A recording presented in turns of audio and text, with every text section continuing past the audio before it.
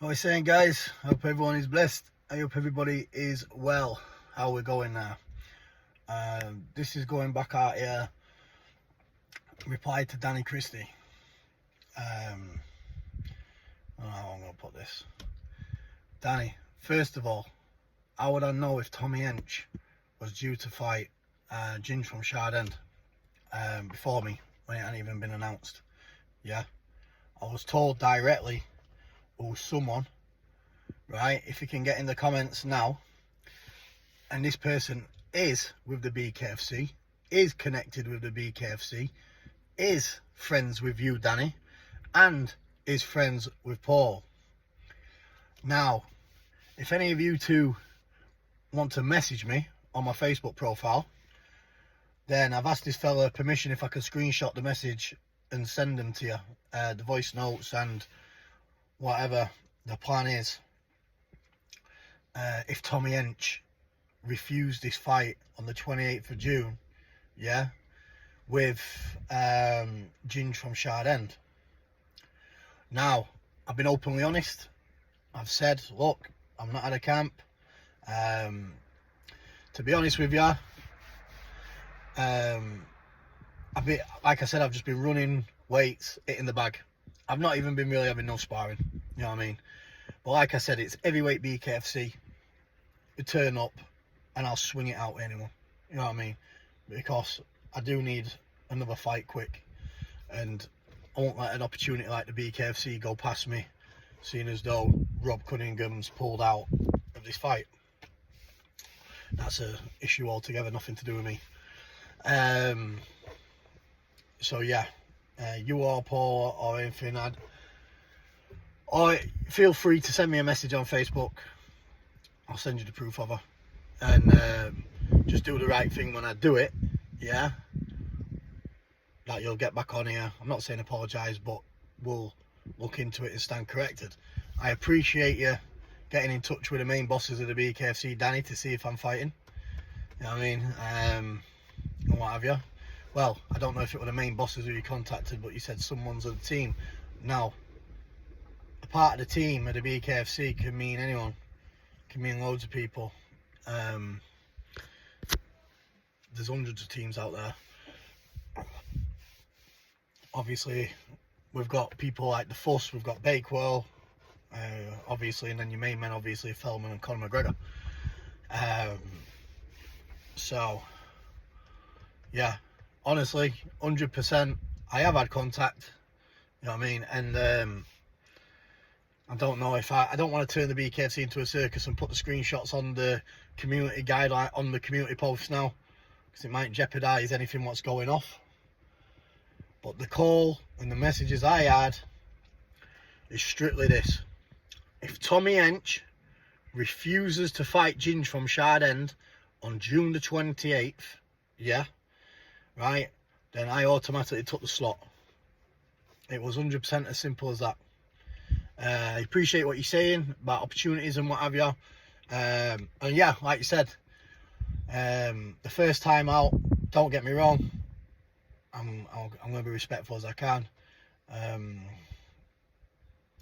Due to, obviously, we all knew the ADHD medication I was on, the concerters. That's why I'll never ever take any form of meds ever again in my life. You know what I mean? Yeah. The adrenaline dump, everything, blah, blah, blah, blah, blah. Everyone's seen the fight. I absolutely battered. And when I say battered, I took the head and battered Cunningham for a couple of rounds. Everyone's seen that there. But like you said, it's not how you start, it's how you finish. They were on the judges' scorecards. I was winning unanimously. I was fucking absolutely dismantling him. And until I had an episode, you know what I mean? Which is obviously... Listen, please believe me, I've been beating myself up every day over it. That's why when I'm next out, I will do a massive statement, and I'll wipe out anyone who's in front of me. Even if I'm not fit, I'll still go out, I'll drag it out, and I'll fucking swing it out till I get that knockout. It's as simple as that. I'll unleash the dog. Please believe me, I will unleash the dog. You know what I mean? And yeah, and I've got her. I've got to, you know what I mean, to give a massive one of them to anyone that ever doubted me. I've got to do it for myself. I won't be dedicating that fight, obviously, to my father's. I dedicate a big fight to my father. Like, if me and you get over the line after you've had the Tierney fight, whether you put the size on or not, and I'm happy to keep it civil, like you said there. If we do get back on the BKFC and I'm allowed onto it in the locker room and you come in, I'm happy to get you civil there, shake your hand, look you straight in the eye, and then get cracking with our fight. Or even if we're on the same night, you have your fight, I have my fight, that's that, and keep it civil for the BKFC. I'm happy to do all these things. You know what I mean? I know there's a lot of talk saying, because obviously we all know what happened after the last fight when I stepped out the ropes. I never knew I was wanted, and I didn't have a clue for some fighting what happened a bit back. To be fair, there was a bit of a war in my area in Donny, and I caught one of my enemies and I gave him a good hiding. And bearing in mind, guys, talking about a couple of years ago now, this is not active, you know what I mean, and I gave him a bit of a good hiding, and as usual, people go running to the police, you know what I mean. I'm not going to get into that, but usually the most mouthiest people and the most cockiest people, or people who like to run with weapons, guns, knives, rammings, burnings, you know what I mean. You know, when you catch them on their own and you give them a good hiding, 9 times out of 10, all they want to do is go running to the police. And that is God's honest truth, and that's what happened. And I never even knew I was wanted. So then when I stepped out the ropes, I had armed police, what was it, changing rooms. There was me, there was the kid who you fought, David Round, he was in there, and they all just come charging in. And put taser to me and says, look, Brett, we didn't want to arrest you before the fight because obviously I had hundreds of people, possibly 1,000 people there coming to watch me fight at Wembley. I think there were 14,000 people in the crowd, and they didn't want to create any pandemonium. So I happily got cuffed up. And then when what a scene that is, you know what I mean, you couldn't write it. And then when I've gone walking out of Wembley in my boxing shorts, yeah, in my boxing trainers, handcuffed to the back, yeah, everyone taking pictures, go on Brett Machine, mate, boy oh, having the selfies with me. I tell you what, I don't think many people will be doing that in a hurry, yeah? You know what I mean? Not in the middle of the Wembley Stadium anyway. You know what I mean? But I got den, because it was procedure after the bare knuckle fight, to kill a bit of time off.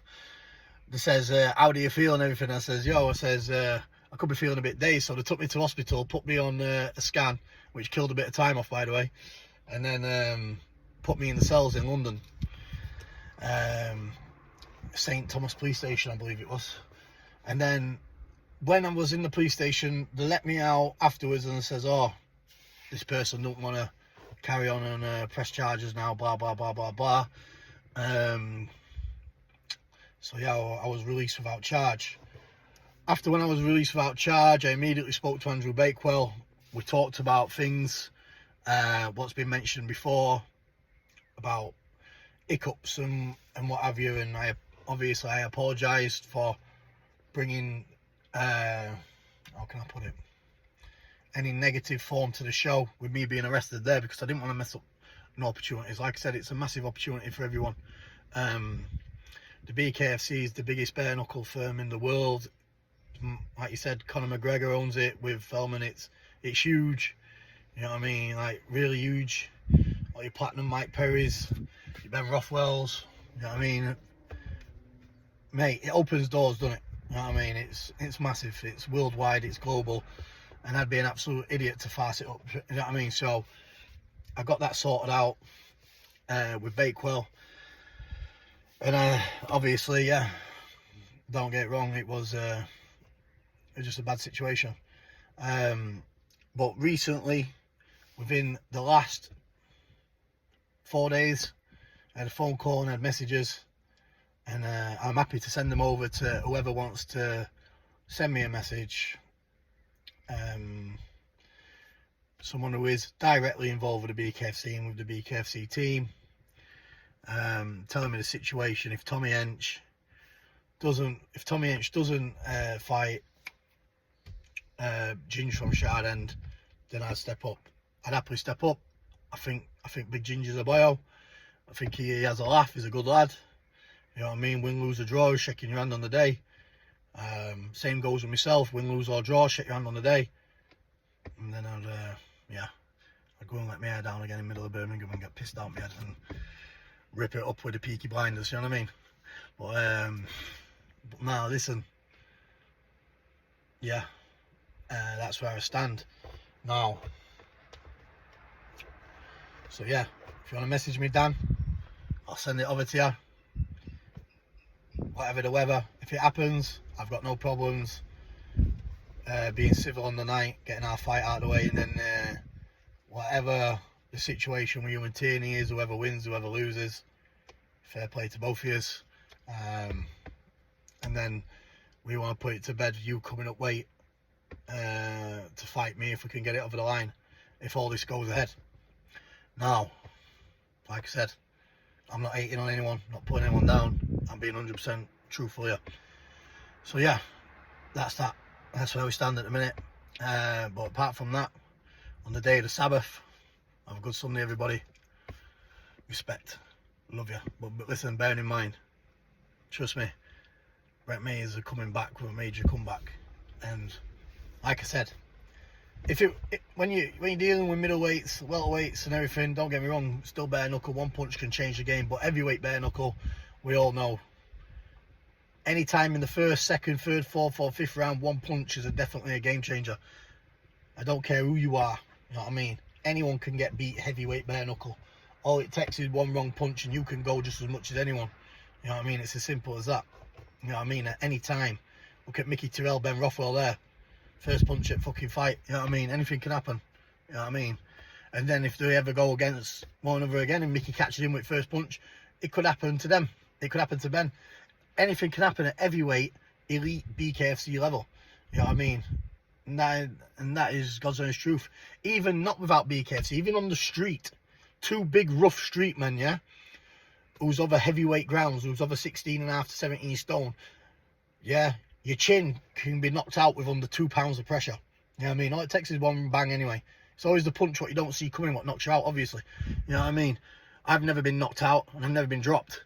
You know what I mean? But not to say it can't happen. You know what I mean? It can happen on anyone, no matter who you are.